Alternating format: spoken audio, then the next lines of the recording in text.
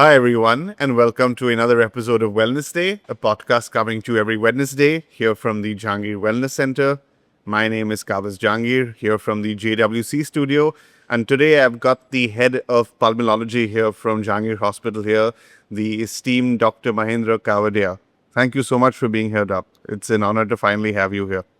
Thank you. Thank you, Kawas, for inviting me here for this Absolutely. episode. The first question actually I have asked you is right before we got on screen right now, you told me that your nickname is Kawa and my nickname is Kawi. So I thought that was a nice little connection. Tell us, how do you get that name?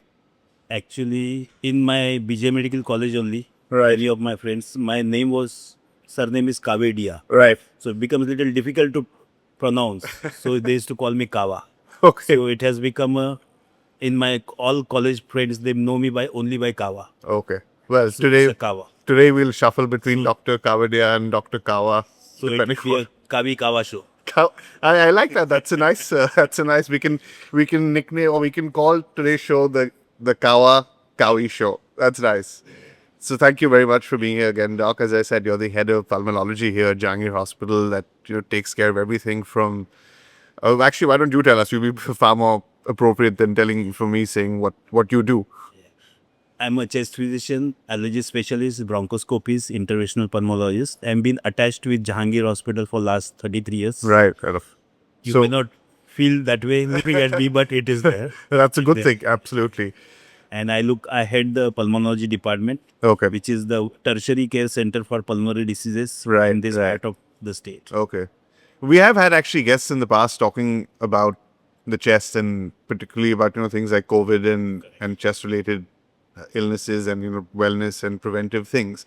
Today, with your huge amount of experience and knowledge, I thought perhaps we could focus on a few different things that people really don't think of. Particularly related to sleep, related to the chest, and sleep apnea related points from there. And then, of course, we'll get into the usual things that people always want to hear about and how we can try and help them for, smoking, vaping, other myths that hopefully that you come across that we would definitely like to try and bust. So first question, then getting straight into sleep. How do you, because I'm sure it's a very common thing that comes to you, how do you decipher, or how does someone decipher whether they just have, snoring in the night or whether it's sleep apnea? And then what should they do? What are the things that people should be thinking of when they think of the word sleep apnea? Yeah, sleep apnea has become a very common disease, and even the lay people now knows about it.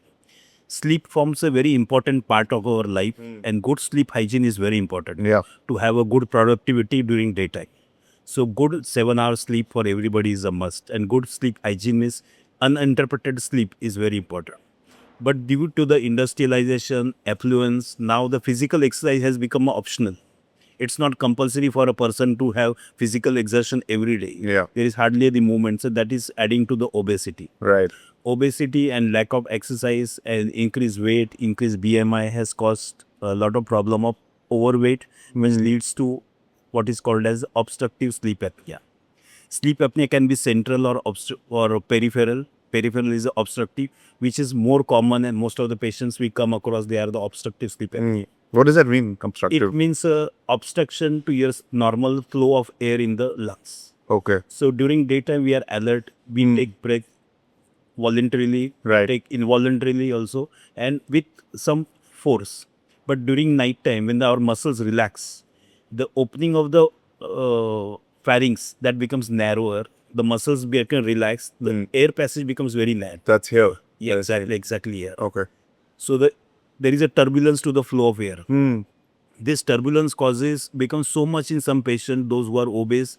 As you see in the fat people, the fat is deposited outside. The similar fat is deposited from inside also. So this makes the inside muscles and the tissue very fragile. Okay. It collapses during sleep times. So there is a block or the obstruction to the flow of air.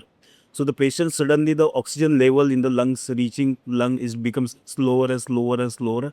And to the time when becomes too less, it gives a signal to the brain that your oxygen level is dropping. Yeah. Once it is dropping, the brain gets stimulated. It gets a jerk and starts You wake up. So you get this cycle of low oxygen, again jerk, and then again rebreathing. This goes on over a period of time, all night. So this makes person very inadequate sleep. It's a disturbed sleep. And number of such episodes happening per hour is called as AHI. AHI. Okay. AHI. Apnea Hypopnea Index. Right. If it is less than 5, it's okay. 5 to 15 of AHI is a mild sleep apnea. 15 to 30 is a moderate. More than 30 I see. is a severe type of disease. Most of the patient what we see, they are of severe category. I see. And to maintain that, we have many options. The best possible option is to use a CPAP machine. I was going to ask you about these kind of CPAP machines. machine is a small instrument where there is like a nebulizer thing which generates positive pressure of air and is attached to the nose through a mask. The masks are of different types, Right. which as per the liking of the patient. Either they are fitting on the nose only or nose plus mouth. It gives a continuous flow of air, Okay. which Of oxygen. of Right. not oxygen. It's a aero. Oh, I see. It's These just patients are pushing it. not deficient of oxygen. They are deficient of air, Okay. getting air. That's So interesting. the air flows continuously through the machine and they reaches to the lungs, and that patient's sleep is Okay. preserved. Right. The quality of sleep improves. The moment quality of sleep improves, oxygenation improves. Oxygen improves, the patient productivity is daytime alertness increases. So this is the very important advances in the management of sleep apnea, which were not, patients were less, awareness was less, but nowadays this obstruction or less oxygen at night time leads to many problems, Right, like right. cardiovascular problem. We see suddenly some person suddenly got up at night and was found dead. So these may be a cases of obstructive sleep apnea, which are very severe, where the oxygen level goes so much down that this hypoxia induces other cardiac arrhythmias and can cause sudden. I see. So you have to be very careful in diagnosing, suspecting, and treating also. Right. And the treatment has become very easy with the help of CPAP. Of these machines. And these machines now, as you're saying, has become easier and easier for people to use, so that it doesn't become uncomfortable at night, because that used to be a lot of the complaints that people used to have. Exactly. Now, because of the different types of mask interface, the more comfortable masks are available. Machines are absolutely noiseless. Right. Previously, they used to make a lot of noise. Okay. They automatically generate detect your pressure of what pressure you require, and this is very comfortable using. And once this patient, they go on the machine, they don't feel like leaving it. Okay. It becomes a part of their life. Right. So this helps in preventing the further complications which can arise out of Right. sleep apnea. But it seems to be more and more common, as you're saying, for sleep apnea. So is it something that you recommend that anyone should come and take a sleep apnea test and just eliminate it from their thing? Because, like, for example, for me, I know that, at least I think I know that I'm a snorer. But I don't know whether that's a big issue or small issue. I don't think it's a problem, but is it just something that you would recommend that people just simply do to eliminate? Or is it only when it becomes really symptomatic for someone that, they're waking up, as you said, 3-4 times a day, 3-4 times a night, and then having to address it? There is a difference between excessive snorer and obstructive apnea. Okay. People may be snoring a lot, but they are not obstructive. They are maintaining their saturation. So these are excessive snorer, but not OSA. OSA is very important for the important symptom for to detect or to suspect OSA, daytime somnolence. Those people who are going to sleep while doing regular activities. These are the very important things. And from that you can judge whether it's a mild, moderate. Okay. If we are talking here and somebody sitting there, he's not concerned with our subject at work. If he goes to sleep, it's a mild. That might also be, hopefully not a reflection on the interesting conversation that we're having. No. But if who is little concerned with our talk, Yeah. like a cameraman, if he goes to sleep, it's a moderate type of sleep. But while talking, Just one of you goes to sleep, that is a severe type of sleep. Right. So people do have that. While watching a TV, they suddenly go to sleep. Okay. While driving a car, people, while driving car, suddenly they may go to Right. So these are a severe kind of OS. So the symptoms, daytime somnolence, daytime sleepiness is the most important sign that can be hazardous for the person himself and to the society and to the other people around. So it's actually very interesting. So someone actually should be looking out for that as symptoms in the day, actually, not in the night. So how interesting. Daytime sleepiness. Nighttime is snoring is not a problem for the society. Daytime he was not sleeping excessively, going to sleep without any reason. That is not. Okay. Another very interesting thing that you said is that the people, what perhaps people don't realize, is that sleep apnea might be related to obesity and overweight and so forth, which looks obvious on the outside. But you're saying sometimes there's fat that's on the inside that people can't see, which is actually what causes that constriction, which is a interesting thing to think of. Yeah, it's a inside of the visceral fat, Right, which is not seen outside. Right, That is what visceral sometimes, sometimes it is the weakness of the loss of pharyngeal muscles, which can also collapse during inspiration, and that can cause this problem. Okay. Right. Well, coming back to sleep as a regular practical thing, as you said, it's the real bedrock of wellness in a lot of aspects. I think, honestly, I think it really is the foundation for everything. You know, your sleep is first, exercise, then food or whatever it is. But I think that sleep is one of the most important thing, if not the most important thing that people really need to start considering. So what are things that you would, recommend for people to get good sleep, or what are the kind of myths that people need to bust? Like, people think that, sorry, I'm asking all many questions at the same time, but, for example, people think that they drink coffee in the night, but they can fall asleep. So those kind of things. So get your thoughts about how we can get better sleep. Good sleep quality is very important. People have different requirement of sleep. Some people may work for 18 hours or 19 hours and go to sleep for few hours and they are okay for it. Yeah. They have been doing it for so many years. Right. Some people need a lot of sleep. But what is more important is a uninterrupted sleep. Once you go to sleep, you are getting up directly in the morning or just hardly once in a two. Once is okay. It's an uninterrupted sleep. You should have a trigger for sleep. Do not get used to your mobiles, gadgets, Yeah. and interrupting your sleep. That is not, should not be there. Right. Any sleep which is disturbed by noisy atmosphere, some noise at night time, that should be avoided. It should be quiet place. Light. Light should not be off. Dim atmosphere, Right. soothing atmosphere. That is very important for a good hygiene, sleep hygiene. And then, as you said, the sleep cycles is really what needs to be. Normally, our sleep is of two types: the REM sleep and non-REM sleep. Right. Every 90 minutes there is sleep, and then you suddenly start doing rapid movements of the eyes. Of the eyes, correct. So those are the time during which we get the dreams and all. Exactly. And so this pattern of sleep is very important to have a good next day morning productivity. Which is why actually I touched upon the thing about caffeine and people who drink coffee at night, and what, at least from my reading, you can correct me if I'm wrong, is that a lot of people say that we can fall asleep after having coffee and that's not an issue. Same thing for me, honestly. But what I've been reading is that people who do that, they can easily fall asleep. But then as you were talking about, the REM cycle and the deep sleep cycle, that is what gets affected. So people might be thinking that they're asleep or they are asleep, but they don't get into the right cycle of sleep. Exactly. Caffeine is one of the brain stimulant. Right. So when at the time when you want a peaceful sleep, when you want to go to sleep, you want everything shut off. And your brain should be in a very harmonious condition with the nature, and you do not want any disturbance. At the same time, you are stimulating your brain inadvertently and going to sleep. That's not a good idea. Exactly, yeah. So at least 2 hours prior to sleep, you should not be taking any stimulants like caffeine, coffee, or a stimulant. That is Okay, I was going to ask. That is the ideal way of having. When is the last time they should be having that? Fair enough.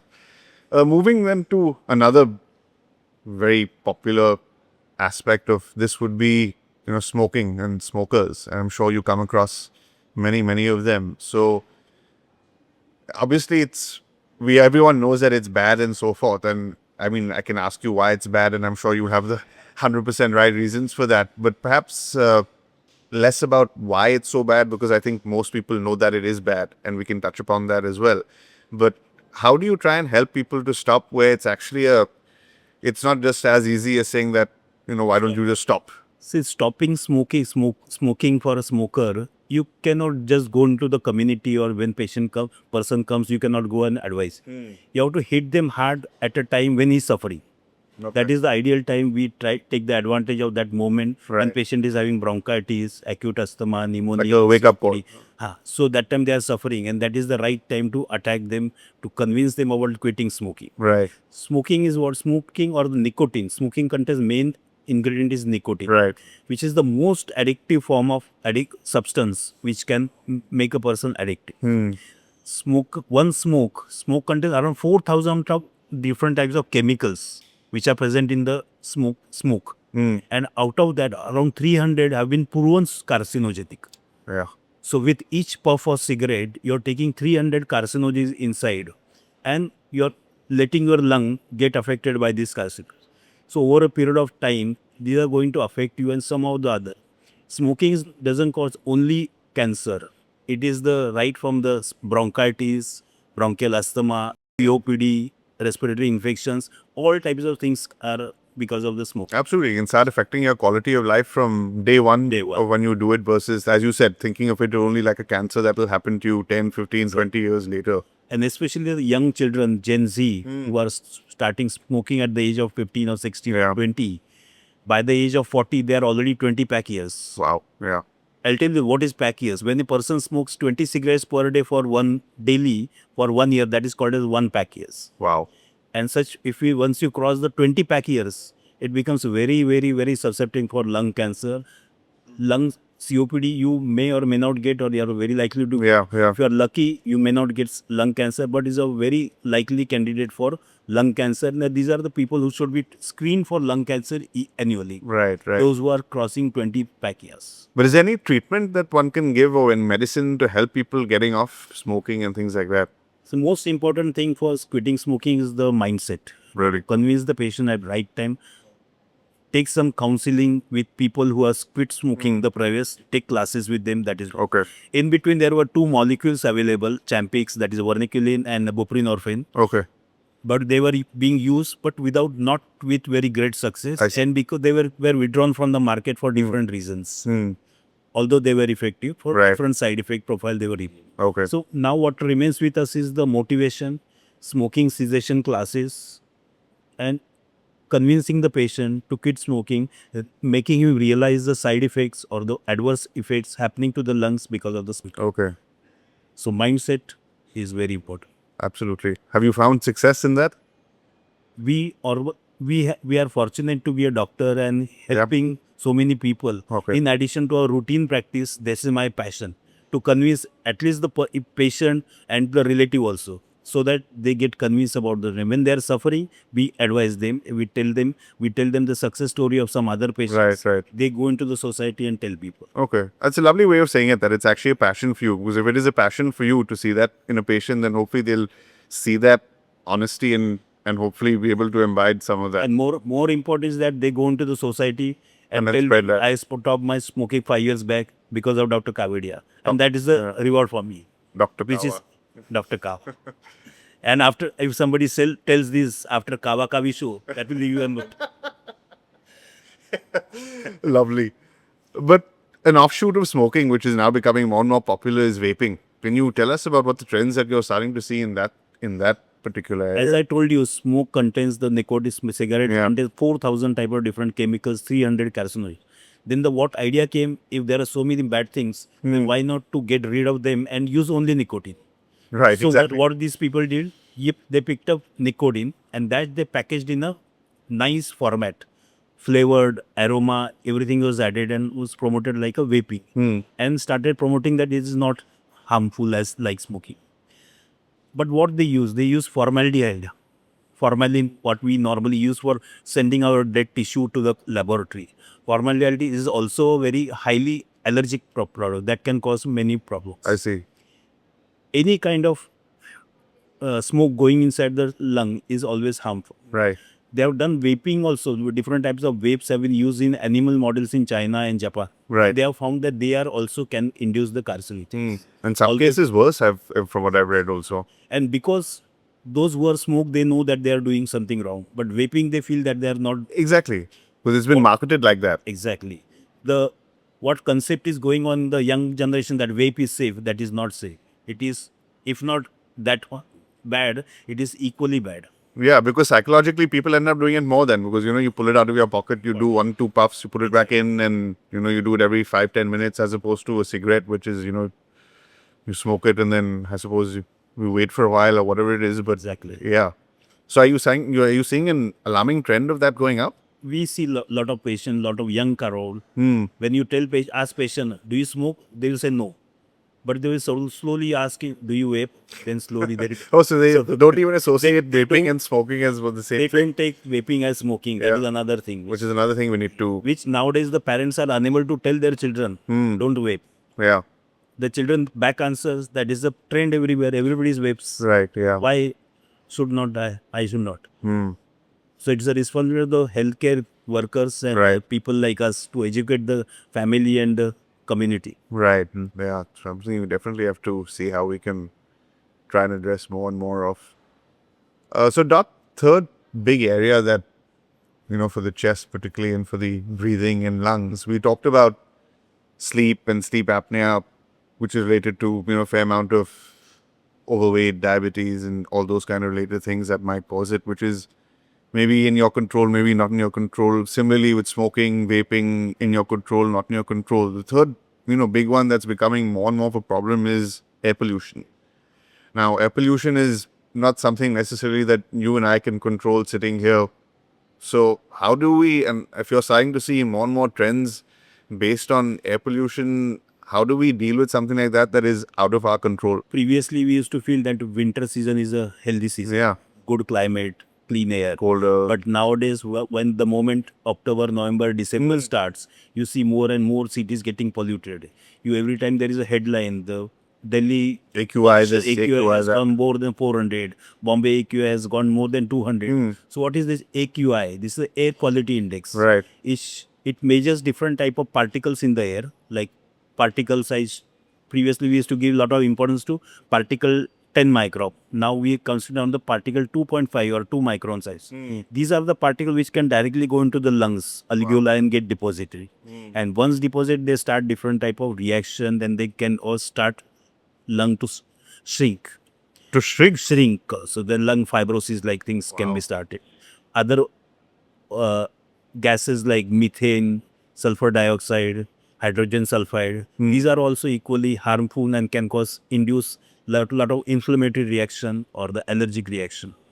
So this will make person cough. The moment nowadays there is a myth that the moment you go to Delhi and come back, it is as if you have taken 20 cigarettes. Correct, yeah. This a day or something like that. This is not very wrong also. Really, yeah. It does happen. As compared to Pune, it's a much more polluted city. But you're saying the analogy is not particularly It's not very inaccurate. accurate. So people feel वैसे भी दिल्ली में जाके आए 20 cigarette होता है यहाँ और 2-4 पिया तो क्या होगा? It's not like that.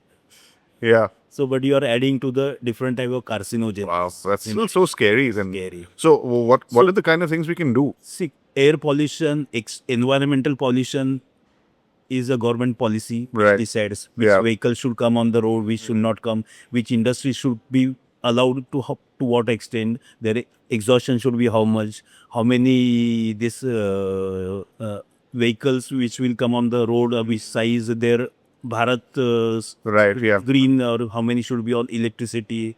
Lot of these dhaba they use chullas. Delhi area, you go to while road of the, so how many dhabas should be there? These are all decided by the government.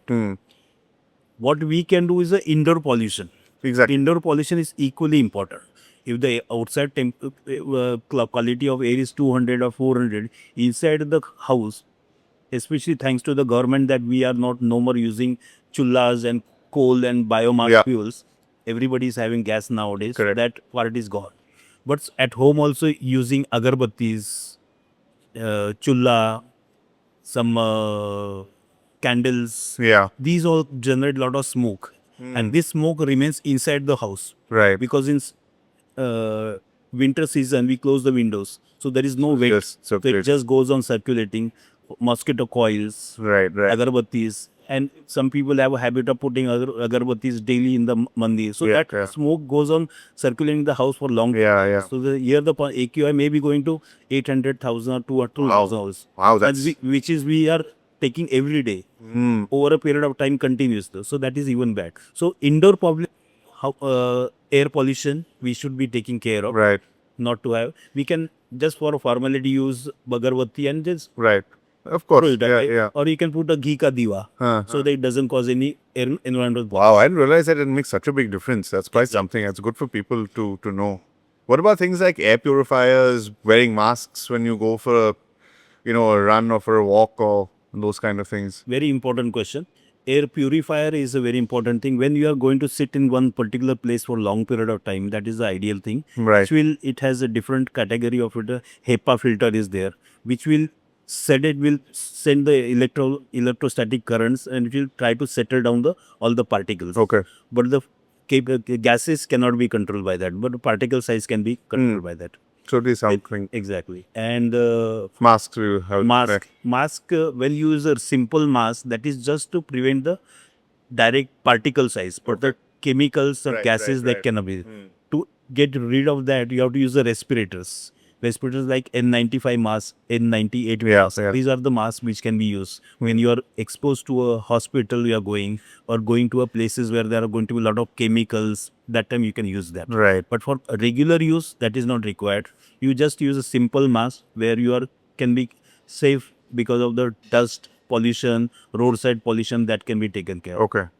It's a good idea to use that so that when you are suffering, you don't spread to the others. And if you are going as a healthy, you don't catch the particle size and get pollution to you. Right. Okay. But I mean, Yeah. lots of different aspects that people can look at, hopefully trying to improve their, as you said, indoor air pollution. So thank you for those tips.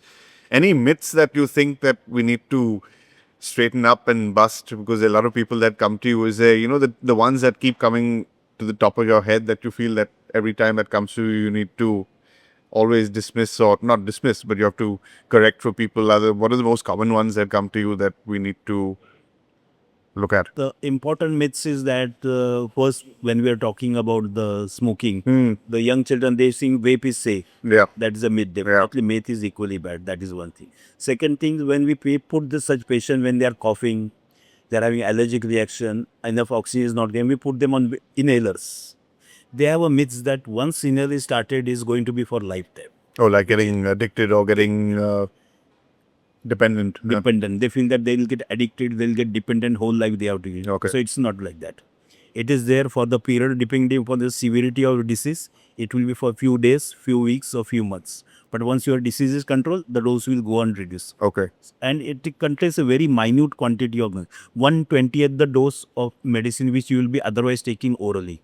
So it's going into the face. So something like if you have an eye problem, you put eye drops. Yeah. So if you have lung problem, you put the that's a good way to look at the it. place where it going to work.